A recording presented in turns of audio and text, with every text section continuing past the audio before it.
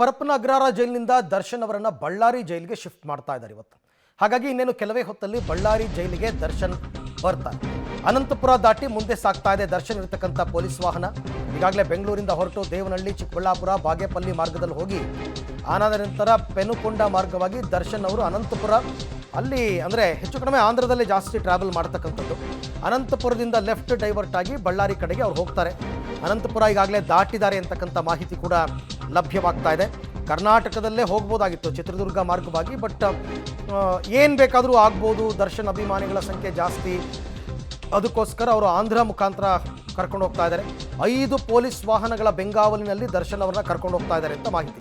ಅನಂತಪುರ ದಾಟಿ ಈಗ ಮುಂದಕ್ಕೆ ಹೋಗ್ತಾ ಇರತಕ್ಕಂಥ ದೃಶ್ಯವನ್ನು ತಾವು ಗಮನಿಸ್ಬೋದು. ಆದರೆ ಪರ್ಟಿಕ್ಯುಲರ್ ಆಗಿ ಇಂಥದ್ದೇ ವೆಹಿಕಲ್ನಲ್ಲಿ ದರ್ಶನ್ ಇದ್ದಾರೆ ಅಂತಕ್ಕಂಥದ್ದು ಗೊತ್ತಾಗದ ರೀತಿಯಲ್ಲಿ ಕರ್ಕೊಂಡು ಹೋಗ್ತಾ ಇದ್ದಾರೆ. ಬೊಲೆರೋ ವೆಹಿಕಲ್ಸು ಇದೆ ಮತ್ತು ಇದೂ ಇದೆ, ಏನು ಟಿ ವೆಹಿಕಲ್ಸು ಇದೆ. ಈ ಬಗ್ಗೆ ಮತ್ತಷ್ಟು ಮಾಹಿತಿ ನನ್ನ ಕೊಲೀಗ್ ಮುದ್ದುಕೃಷ್ಣ ಅವರಿಂದ ಪಡ್ಕೊಳ್ಳೋಣ. ಮುದ್ದುಕೃಷ್ಣ, ಈಗ ದರ್ಶನ್ ಟ್ರಾವೆಲ್ ಮಾಡ್ತಾ ಇರತಕ್ಕಂಥ ದಾರಿ ಏನಿದೆ, ಇದ್ರ ಬಗ್ಗೆ ಅಪ್ಡೇಟ್ಸ್ ಮುದ್ದುಕೃಷ್ಣ? ಅರವಿಂದ್, ಚಿಕ್ಕಬಳ್ಳಾಪುರ ಜಿಲ್ಲೆಯ ಬಾಗೇಪಲ್ಲಿ ಮೂಲಕ ಈಗ ಬಳ್ಳಾರಿಗೆ ದರ್ಶನ್ ಪ್ರಯಾಣ ಮಾಡುತ್ತಿರುವಂತದ್ದು. ಬೆಳಗ್ಗೆ 6:40ಕ್ಕೆ ಬಾಗೇಪಲ್ಲಿ ಟೋಲ್ನಲ್ಲಿ ದರ್ಶನ್ ಪಾಸ್ ಆಗಿರುವಂತಹ ವಿಜುವಲ್ಸ್ ಈಗಾಗಲೇ ಕೂಡ ಲಭ್ಯ ಆಗಿರುವಂತದ್ದು. 6:40 ಅಂದ್ರೆ ಸರಿಸುಮಾರು ಚಿಕ್ಕಬಳ್ಳಾಪುರದಿಂದ ಬಾಗೇಪಲ್ಲಿಯಿಂದ ಬಳ್ಳಾರಿಗೆ ತಲುಪೋದಕ್ಕೆ 3 ರಿಂದ 4 ಗಂಟೆ ಸಮಯ ಬೇಕಾಗುತ್ತೆ. ಹಾಗಾಗಿ ಈಗಾಗಲೇ ಕೂಡ ಅನಂತಪುರವನ್ನ ಕ್ರಾಸ್ ಮಾಡಿ ಬಳ್ಳಾರಿಯತ್ತ ದರ್ಶನ್ ಪ್ರಯಾಣ ಮಾಡ್ತಿರುವಂತದ್ದು. ಸರಿಸುಮಾರು 10 ಗಂಟೆ ಸುಮಾರಿಗೆ ಬಳ್ಳಾರಿ ತಲುಪುವಂತಹ ಸಾಧ್ಯತೆ ಇರುವಂತದ್ದು ಅರವಿಂದ್. ಓಕೆ, ಬಟ್ ಆ ವೆಹಿಕಲ್ಗಳು ಎಷ್ಟು ವೆಹಿಕಲ್ಸ್ಗಳು ಪಾಸ್ ಆದವು, ಅದರಲ್ಲಿ ಯಾವುದ್ರಲ್ಲಿ ದರ್ಶನ್ ಅವ್ರನ್ನ ಕರ್ಕೊಂಡು ಹೋಗಿದ್ರು, ಇದ್ರ ಬಗ್ಗೆ ಏನಾದರೂ ಮಾಹಿತಿ ಗೊತ್ತಾಯ್ತಾ ಮುದ್ದುಕೃಷ್ಣ? ಅರವಿಂದ್, ಮೊದಲಿಗೆ ಒಂದು ಬೊಲೆರೋ ಪೊಲೀಸ್ ಜೀಪಿನ ಎಸ್ಕಾರ್ಟ್ಗೆ ಇತ್ತು. ಮೊದಲನೇ ಬಿಳಿ ಬಣ್ಣದ ಆ ಎಸ್ಕಾರ್ಟ್ ವಾಹನ ಮುಂದೆ ಹೋಗ್ತಾ ಇತ್ತು. ಅದರ ಹಿಂದ್ಗಡೆ ಒಂದು ಟಿ ವಾಹನ, ಆ ಟಿ ವಾಹನದಲ್ಲಿ ದರ್ಶನ್ ಇದ್ದಾರೆ ಅಂತಕ್ಕಂಥ ಮಾಹಿತಿ ಸಿಕ್ಕಿರುವಂತದ್ದು. ಮತ್ತೊಂದ್ ಕಡೆ ದರ್ಶನ್ನ ಭಾವಚಿತ್ರ ಆಗ್ಲಿ, ದೃಶ್ಯ ಆಗ್ಲಿ ಯಾರಿಗೂ ಕೂಡ ಕಾಣ ಸಿಗಬಾರ್ದು ಅನ್ನೋ ಒಂದು ಕಾರಣಕ್ಕೆ ಆ ಒಂದು ಟಿ ವಾಹನಕ್ಕೆ ಏನು ಪರದೆ ಅಂದ್ರೆ ಕರ್ಟೈನ್ ಅನ್ನ ಸಂಪೂರ್ಣವಾಗಿ ಹಾಕಿ ಕ್ಲೋಸ್ ಮಾಡಲಾಗಿತ್ತು. ಹಾಗಾಗಿ ದರ್ಶನ್ ಒಳಗಡೆ ಇದಾರಾ ಇಲ್ವಾ ಅನ್ನೋದು ಯಾರಿಗೂ ಕೂಡ ಹೊರಗಡೆಗೆ ಕಾಣಬಾರ್ದು ಅನ್ನೋಂಥ ರೀತಿಯಲ್ಲಿ ಮಾಡಿರುವಂತದ್ದು. ಸರಿಸುಮಾರು 5 ವೆಹಿಕಲ್ಗಳ ಮೂಲಕ, ಭದ್ರತೆಯ ಮೂಲಕ ಈಗ ಬಳ್ಳಾರಿಯತ್ತ ದರ್ಶನ್ ಪ್ರಯಾಣವನ್ನ ಮಾಡ್ತಾ ಇರುವಂತದ್ದು. ಸರಿಸುಮಾರು 10 ಗಂಟೆ 10:30 ಸುಮಾರಿಗೆ ಬಳ್ಳಾರಿ ತಲುಪುವಂತಹ ಸಾಧ್ಯತೆ ಇದೆ Arvind. Right, thank you Muddukrishna ತಮ್ಮೆಲ್ಲ ಮಾಹಿತಿಗೆ. ಸೊ ಇನ್ನೂ ತಡ ಆಗುತ್ತೆ ಅಂತ ಹಾಗಾದ್ರೆ 9 ಗಂಟೆಗೆಲ್ಲ ರೀಚ್ ಆಗ್ತಾರೆ ಅಂತ ಹೇಳಲಾಗ್ತಾ ಇತ್ತು. 9 ಗಂಟೆಗೆ ಆಗಲ್ಲ, ಯಾಕೆಂದರೆ ಅನಂತಪುರ ದಾಟಿ ಮುಂದಕ್ಕೆ ಹೋಗ್ತಾ ಇದ್ದಾರೆ. ಸೊ ಹಾಗಾಗಿ 9:30 10 ಗಂಟೆ ತನಕನೂ ಆಗಬಹುದು. ಬಟ್ ಅಲ್ಲಿ ಒನ್ಸ್ ಅವರು ಜೈಲಿನ ಗೇಟ್ ಒಳಗಡೆಗೆ ಪಾಸ್ ಆದರೆ ಆನಂತರ ಅಲ್ಲಿ ಫಾರ್ಮಾಲಿಟೀಸ್ ಎಲ್ಲ ಮುಗಿದು ಅವ್ರನ್ನ ಅಲ್ಲಿ ಸೆಲ್ನಲ್ಲಿ ಇರಿಸ್ತಾರೆ ಅಷ್ಟೇ. ಇನ್ನೇನು ವಿಶೇಷವಾದಂತಹ ಘಟನಾವಳಿಗಳು ಏನೂ ಇಲ್ಲ. ಪರಪ್ಪನ ಅಗ್ರಹಾರದಿಂದ 69 ದಿನಗಳ ನಂತರ ದರ್ಶನ್ ಅವರನ್ನು ಬಳ್ಳಾರಿ ಜೈಲಿಗೆ ಶಿಫ್ಟ್ ಮಾಡ್ತಾ ಇದ್ದಾರೆ. ಯಾಕೆ ಅಂತಂದರೆ ಏನೇನು ಘಟನೆ ನಡೀತು ನಿಮಗೆಲ್ಲ ಗೊತ್ತಿದೆ. ಪರಪ್ಪನ ಅಗ್ರಹಾರ ಜೈಲಿನಲ್ಲಿ ದರ್ಶನ್ಗೆ ಒಂಥರ 5 ಸ್ಟಾರ್ ಟ್ರೀಟ್ಮೆಂಟ್ ಸಿಗ್ತಾ ಇತ್ತು. ಕಾಸಿದ್ದವನೇ ಬಾಸು, ಏನು ಬೇಕಾದ್ರೂ ನಡೆಯುತ್ತೆ ಅನ್ನೋ ರೀತಿಯಲ್ಲಿ ಇತ್ತು. ಆದರೆ ರಾಜ್ಯಾದ್ಯಂತ ಜನ ಅದಕ್ಕೆ ತೀವ್ರ ಟೀಕೆಯನ್ನು ವ್ಯಕ್ತಪಡಿಸಿದ್ರು. ಅದೊಂಥರ ಸರ್ಕಾರದ ಮಟ್ಟದಲ್ಲೂ ಕೂಡ ದೊಡ್ಡ ಮಟ್ಟದ ಚರ್ಚೆಯಾಗಿ ಖುದ್ದು ಗೃಹ ಮಂತ್ರಿಗಳೇ ಪರಪ್ಪನ ಅಗ್ರಹಾರ ಜೈಲಿಗೆ ಹೋಗಿ ವಿಸಿಟ್ ಮಾಡೋ ಪರಿಸ್ಥಿತಿ ಬಂತು. ಏನು ಒಬ್ಬ ಕೊಲೆ ಆರೋಪಿಗೆ ಈ ಥರ ಫೆಸಿಲಿಟಿ ಕೊಡ್ತಾರಾ ಅಂತ.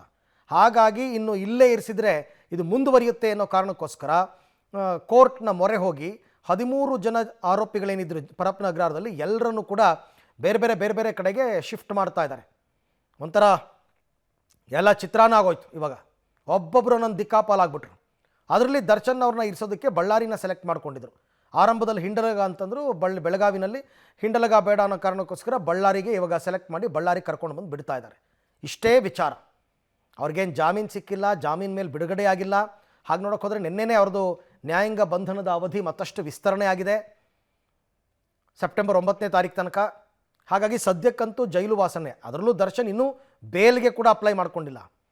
ಚಾರ್ಜ್ ಶೀಟು ಸಲ್ಲಿಕೆ ಆಗಿಲ್ಲ. ಚಾರ್ಜ್ ಶೀಟ್ ಹೆಚ್ಚು ಕಡಿಮೆ ಇನ್ನೊಂದು 2-3 ಡೇಸ್ನಲ್ಲಿ ಆಗ್ಬೋದು, ಕೋರ್ಟ್ಗೆ ಸಲ್ಲಿಕೆ ಆಗುತ್ತೆ. ಅದಾದಮೇಲೆ ಇವ್ರು ಜಾಮೀನಿಗೆ ಅಪ್ಲೈ ಮಾಡ್ಕೋಬೇಕು, ಆಮೇಲೆ ವಾದ ಪ್ರತಿವಾದಗಳು ನಡೀಬೇಕು. ಅವ್ರಿಗೆ ಆವಾಗ ಜಾಮೀನು ಸಿಗುತ್ತೆ ಅಂತ ಗೊತ್ತಿಲ್ಲ. ಆಗ ಬಿಡುಗಡೆ ಇನ್ನು ಬಳ್ಳಾರಿಯಿಂದ. ಅಲ್ಲಿ ತನಕ ಬಳ್ಳಾರಿನಲ್ಲೇ ಇರಬೇಕಾಗತ್ತೆ. ಹೈ ಸೆಕ್ಯೂರಿಟಿ ಸೆಲ್ ನಂಬರ್ 15 ಅದನ್ನು ತಯಾರಿ ಮಾಡಿ ಇಟ್ಕೊಂಡಿದ್ದಾರೆ. ತುಂಬ ಬಿಗಿ ಬಂದೋಬಸ್ತ್, ಭದ್ರತೆ. ಅಂದರೆ ಆ ಹೈ ಸೆಕ್ಯೂರಿಟಿ ಸೆಲ್ಗಳಲ್ಲಿ ಒಟ್ಟು 12 ಜನ ಅಂತೆ, ದರ್ಶನೂ ಸೇರಿ. ಒಬ್ಬೊಬ್ರಿಗೂ ಒಂದೊಂದು ಸೆಲ್ ಕೊಟ್ಟಿರ್ತಾರೆ, ಅಟ್ಯಾಚ್ಡ್ ಬಾತ್ರೂಮ್ ಇರುತ್ತೆ. ಅಂದರೆ ವಿಪರೀತ ಭದ್ರತೆ ಇರುತ್ತೆ ಅಲ್ಲಿ.